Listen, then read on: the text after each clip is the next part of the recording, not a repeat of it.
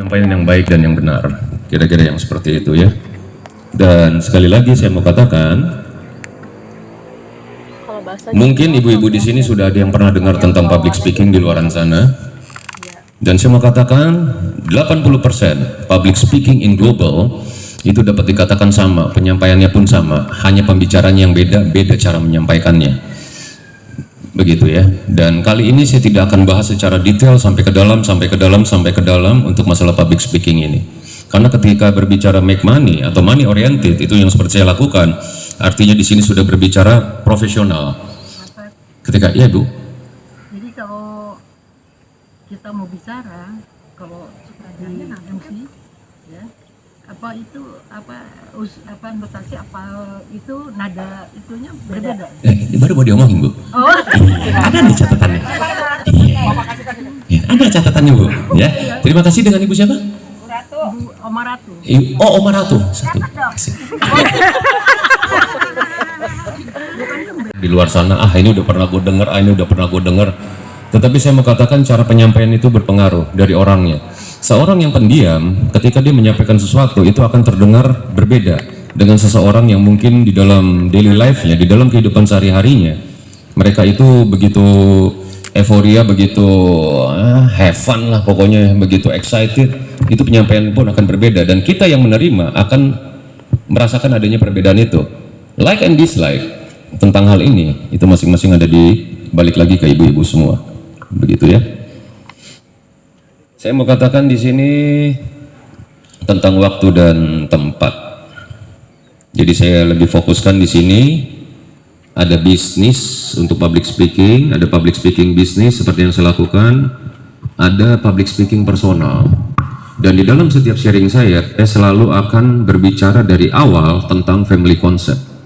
Berbicara family concept di sini adalah artinya berbicara keluarga. Karena di dalam keluarga itu ada terjadi yang namanya conversation, ada yang terjadi yang namanya kegiatan berbicara.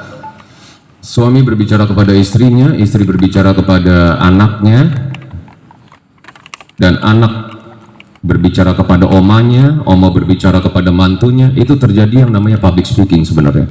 Itu terjadi yang namanya pembicaraan, tetapi ini masih secara internal.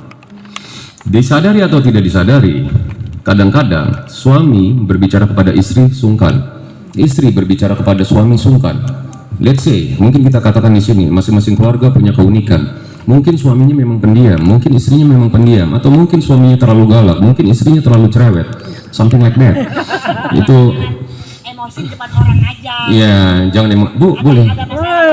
Iya. Nggak boleh. Bu, coba satu. Ini akhirnya ada ini Bu, yang tempat air ada?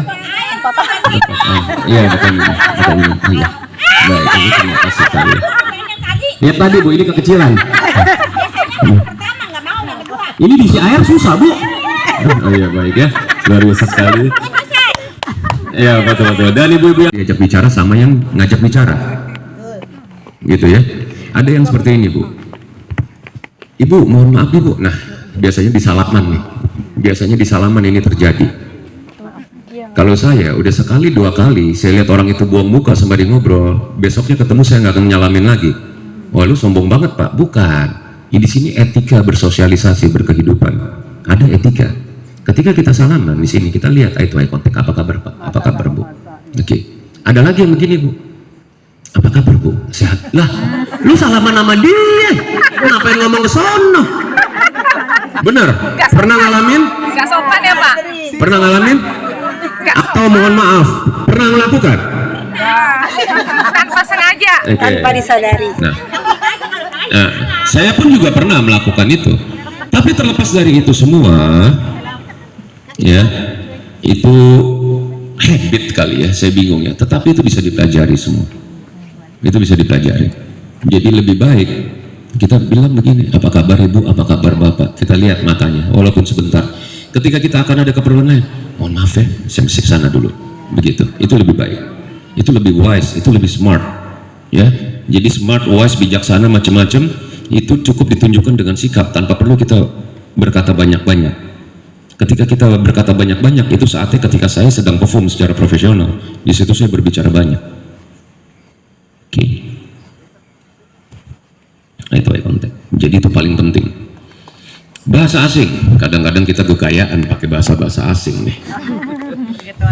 Lagunya ya kan. Semua bahasa diinggriskan, benar? Bahasa Prancis diinggrisin, bahasa Spanyol diinggrisin. Simple. Kita sebut aja Hermes, merek. Ada yang tahu tulisannya Hermes? Ya, itu bukan in English. Itu dibacanya Hermes. Ya kan?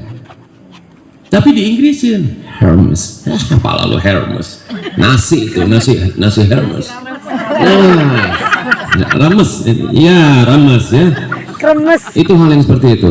Ada lagi di dalam pengucapan bahasa Inggris pun orang tidak aware dan tidak mau belajar. Saya kasih contoh yang paling gampang. Event dan event. Sampai hari ini di TV, seorang yang ngetop muncul di TV bilang begini, kemarin gue baru ada event di Bandung. Oh please, what the meaning is? Event itu bahkan artinya. Tapi event, ya acara atau function. Bedanya cuma T doang bu.